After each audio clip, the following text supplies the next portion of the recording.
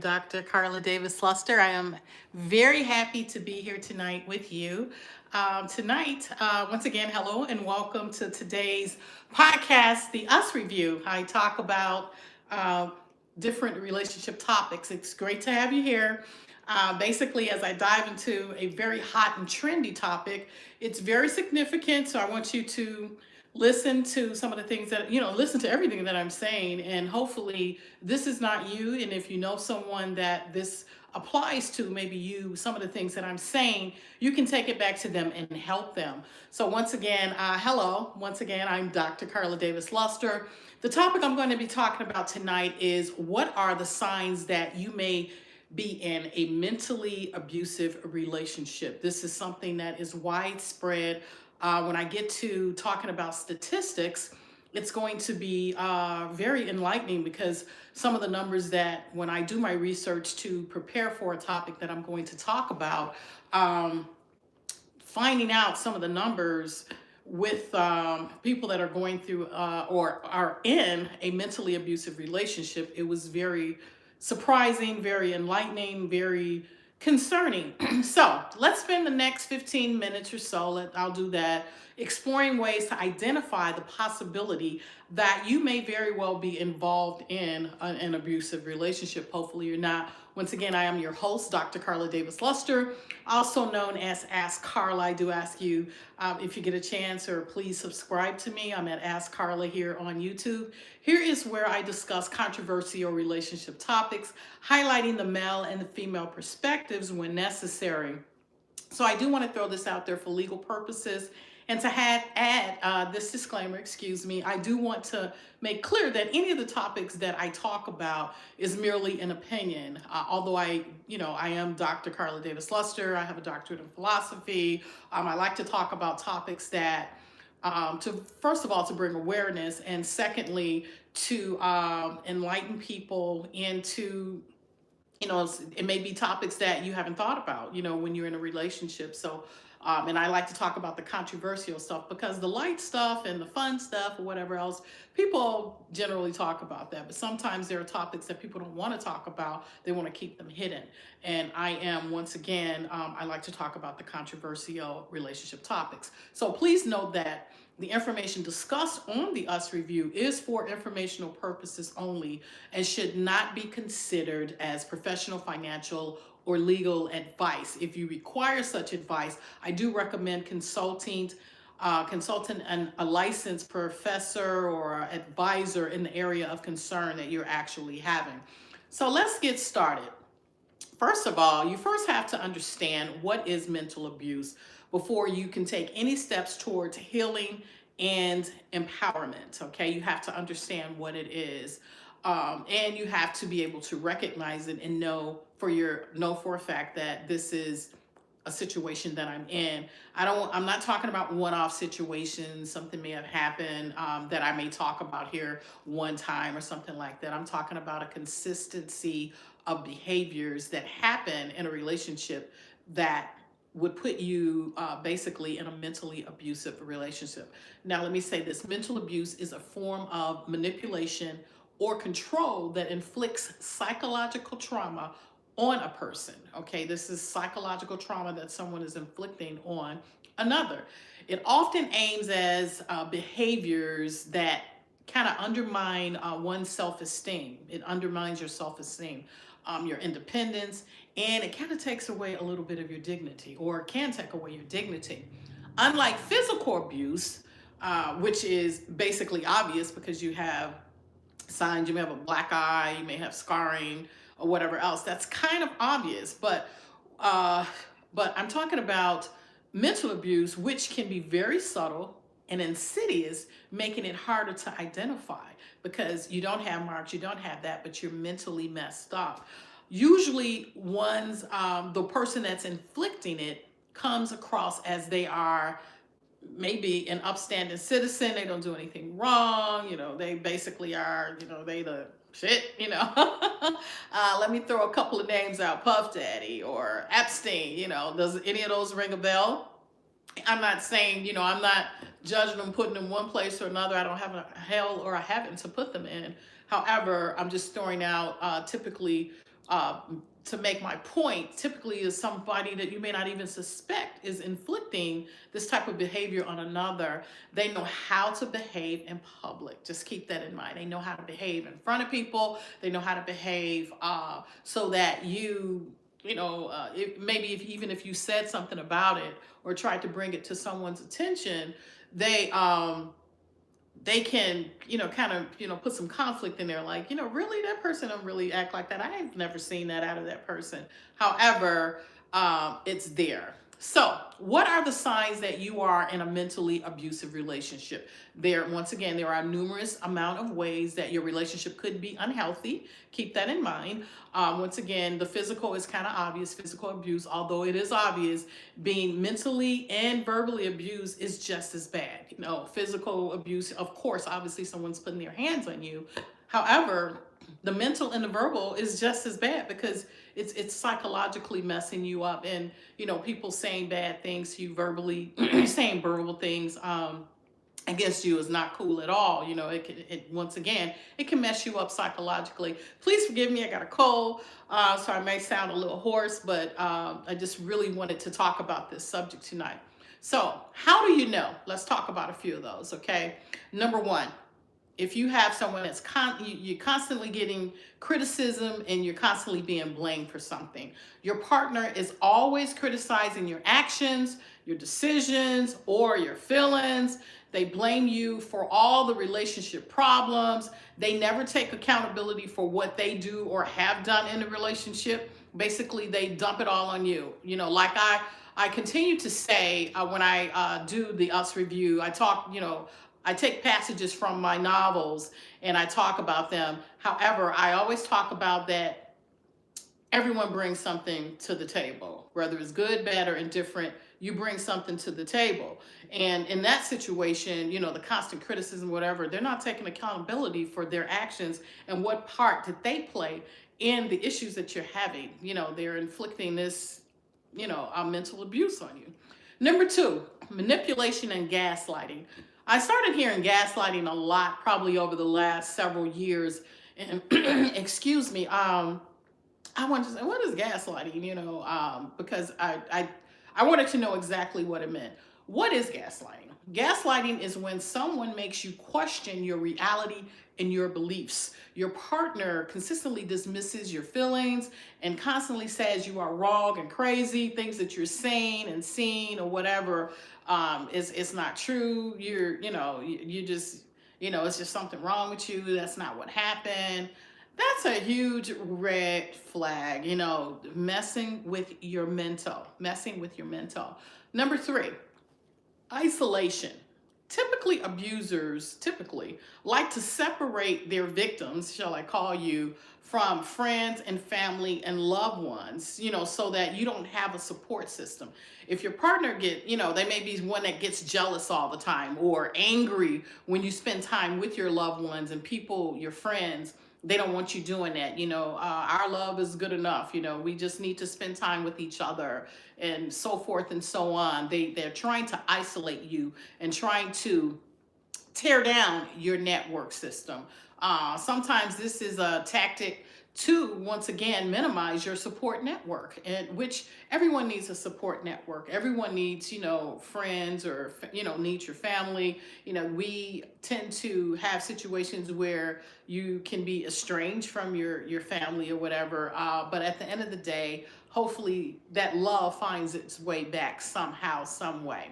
Sometimes if they happen to be, I want to say, if they happen to be a prominent person, like I said, I mentioned the other people a while ago, prominent figure, they may very well, through their influence, try to put out negative, untruthful outcomes about you because, maybe they don't want to see you succeed. That could be that too. That's a form of, manipulation and mental abuse right there. You have a partner that don't support you, tearing down everything that you're trying to do. There's something wrong with it, always saying, you don't know what you're doing. You don't know what you're saying. You need to leave that alone. It could be jealousy. And I could go on and on and on in regards to this one. Needless to say, it's a manipulation, isolation, type of a tactic that they use when, they are a mental abuser. Number four, control and domination.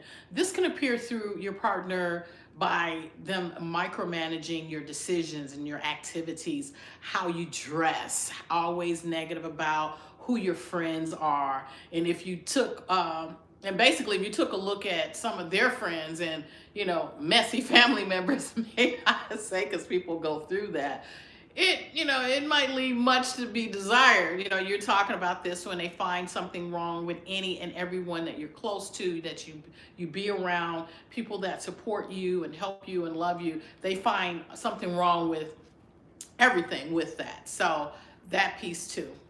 Number five, they can, basically, this is a scary one. They can instill fear and anxiety to you, because people have anxiety attacks or whatever else by you being mentally abused or whatever else. This can send you into an anxiety attack. This is crazy. You may be, if you're in this situation, you may be afraid of their actions. You're always walking on eggshells to avoid conflict, because if I do this, this is going to trigger him or her to do this. Now, I'm not saying, last week I spoke directly to the ladies. I'm talking to everybody now, because mental abuse does not necessarily come from one gender or the other. It could be a male or female inflicting this type of behavior onto their partner. Maybe they want to control a part of your livelihood, or maybe they do control a part of your livelihood. And this is something where you don't want to, make them upset, because they could cut off something that is a need to you, and you're afraid of that because you don't have any other means at the time that, so you go along, you go along, you get along, just to save the conflict. You just bite your tongue, walk on eggshells. This is a significant sign. This is it's a bad sign, that they're doing this to you. Number six, let's talk about one more. I'm going to talk about one more sign. The emotional withholding. I hear this a lot from men, and silent treatment. Abusers often use the silent treatment as a way to control or to punish. Okay.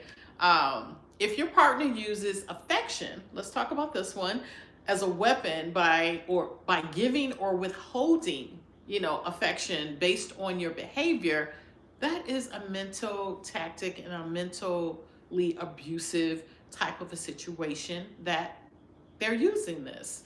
That, once again, is another sign. That's another sign. Let me say this in a nutshell. Recognizing these behaviors is very important. If nothing else, consistently, living this way is undoubtedly unhealthy, and it can cause a numerous amount of health issues such as anxiety. It can cause depression. It can cause mental health issues, chronic stress. If you are a person that stresses out a lot or very easily, this can push you into that. Now, here's a big one that has been talked about throughout the country forever: PTSD. It can trigger that. It can trigger a deep sense of helplessness. I talked about that in the topic I talked about last week: helplessness and feeling like you're a worthlessness. I spoke on last week. If you want to go back and see this particular episode that I did, I talked about why, as women, do we undervalue ourselves. However, mental abuse can be a trigger for some of the things that I said last week: helplessness, feeling helpless, feeling worthlessness. So that's pretty serious. Let me say this: understanding it is the first step to getting help. The first step is, once again, acknowledging the problem. You got to first identify it, know what you're looking for, and acknowledging that you actually have a problem. After acknowledging the problem, then it's time to, then you should seek help. I've noticed this. These things are happening. They've been happening for a while, and they're consistently happening. I think that I may be in this type of a relationship. So once you, once again, acknowledge and recognize the problem, then you can seek help. What are some, I told you earlier that I was going to talk about some of the statistics about mental abuse. What are some of the statistics people that's in a form of mental abuse, abusive relationships. So what are some of the statistics across, the US? Well, here's what I read, and here's what I researched, and here's what I found. Across the US, it was reported that 48% of women and 49% of men will experience mental abuse in their relationships within their lifetime, meaning that somewhere, somehow, and sometimes we as adults may go through several relationships, first, second, third marriage or whatever. But they're saying somewhere in your lifetime you will experience mental abuse. Now, here's another statistic: 40% of women and 32% of men experience screaming and name calling. That is the verbal abuse that I talked about. Like I said, physical abuse is very obvious. That's very obvious because you got scars, it's the physical, it's visible. However, once again, the mental thing is subtle. You can't see it. You almost have to walk up on it or experience it, experience what's happening to another person, be there to know it, because sometimes the person that's inflicting it, once again, like I said, is a figure that everybody just hold up on a pedestal or whatever, and don't think that they have the capability of doing something like that. This person couldn't possibly do this because they are a philanthropist or whatever, and they did this and they did that and did this. That has nothing to do with how they are in their relationship, their intimate relationship. So screaming and name calling, is said like 40% of men and women that's in a relationship go through that. When you get into an argument, you're have to say it, bitch, this, just certain things and certain conversations and name calling that you should not do in your relationship. You should not do that. 41%, here's another one, of women and 43% of men experience some form of isolation. We talked about isolation. They are coerced, and controlled. They are threatened. These are serious things that happen, that if it's happening to you, once again, that you need not stay in this, or you need to seek help. Or maybe it's a situation where your partner doesn't recognize that they're doing this. It's unconscious. This is just ingrained in them, and maybe it was their upbringing, and so they feel that this is something that is okay. Counseling hopefully could help that, to bring them to, have a come to Jesus with them, to help them to recognize the things that they're doing to inflict this upon their spouse or whatever. Here's another one. Mental or emotional abuse is, basically a very strong factor in PTSD. When a person has been diagnosed with PTSD, the fact that mental abuse or some form of psychological abuse or whatever else has happened, when the doctors or the psychologist or whatever go through assessing a person that has PTSD, when they peel back the onion and peel back all of the layers of things that have happened to lead up to this person being diagnosed as having PTSD, this is mental abuse is a form of that. Now, here's another statistic. 1 in 3 teens, okay, teenagers, because they're dating, they're doing whatever. 1 in 3 teens or young adults experience physical and mental abuse, verbal abuse. I guess I watch too much Lifetime because I see so many stories about teens that are in these relationships, and things are happening. They're coming up missing, they're coming up dead, the parents are running around. And just by reading and researching and just looking at things and watching the news, it is, I don't think the statistic may be even higher. It just depends on how many people they surveyed to get this number. However, I have seen this has been a consistent problem throughout the US. Now, 1 in 4 women and 1 in 7 men have experienced severe physical violence. And that is something that we all know happens. Once again, we watch TV, we watch the news, we may very well have someone in our family that have experienced it. I will tell you a really quick story of a family member, and I won't reveal a name or whatever, had been just very briefly was going through physical abuse. And one of the things was that I don't want to start crying, but she was tied up by her partner, put in the tub, and beat with an extension cord. In different forms of abuse, physical abuse had been happening to her, and we kind of suspected it. I was young at the time. I want to say the family suspected it because I was young when it happened, but I did physically see her when this particular incident happened, and it had been happening prior to that. Needless to say, um, there it's a serious situation. So hopefully, if you're watching this or whatever, you are going to, and any of this is, sparking something in you, and it's sparking the fact that, enlightening you that you may be very well be in this type of relationship. Please seek help. Please seek help. Now, here's another statistic: financial abuse occurs in 99% of domestic violence cases, according to the National Network to End Domestic Violence. So 99% of those cases, there is a financial abuse thing going on, because financially, you could have abuse going on as well. Here's another one: 95% of perpetrators who actually commit mental abuse also commit physical abuse. So if there a whole lot, if the physical abuse is happening, the mental abuse is happening as well.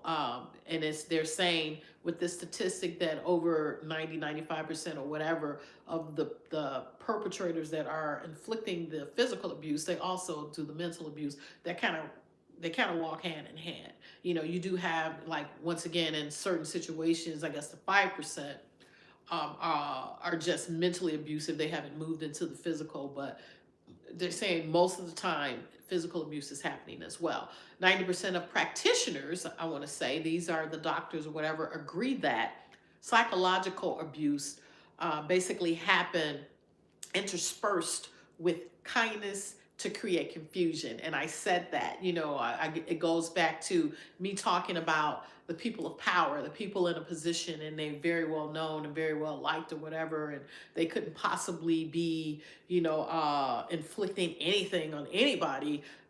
The practitioner said more times than not, the people uh, that are inflicting these type of behaviors, the mental behavior, or physical, I'm just talking about all of the abuse situations, is interspersed, meaning that they cover up what they're doing with some kind of kindness to create confusion on people being like, oh no, they couldn't possibly do this. Interesting. So, what am I saying? In my conclusion, we must break, we have to break the stigma surrounding mental abuse and encourage conversations around recognizing it, which I'm trying to do tonight, and addressing it. Remember that everyone deserves to be in a relationship that is grounded in mutual respect, love, and support. Hopefully, if you are in a relationship and it's going well, that you're receiving all these things. And, I say much prayer if you find that you guys are entangled in some type of issue and you can't identify, maybe counseling, whatever. If you are witnessing, and I want to say this, if you are witnessing or experiencing mental abuse, just know that help is available and that you are not alone. I'm going to give out a number that I researched and I found it. It's called the NAMI Shy Helpline. I want to say it's free. It is free. The number is 833-626-4244. And if you're experiencing something, please seek help. I want to thank you for watching. I am your host, Dr. Karla Davis Luster. You can follow me across the platforms at Ask Karla. You can purchase my novels. They're very entertaining at Amazon, Walmart.com, BarnesandNoble.com, and at AskCarlaDL.com. You can learn more about me. about what I do, what I've done, et cetera, et cetera. They're also at the Volumes Bookstore at 900 North Michigan Avenue in Chicago on the 5th floor. Until next time, I want to say, once again, if you know someone, please reach out. Try to help get them to seek help. And until next time, be blessed. Thank you. Bye bye.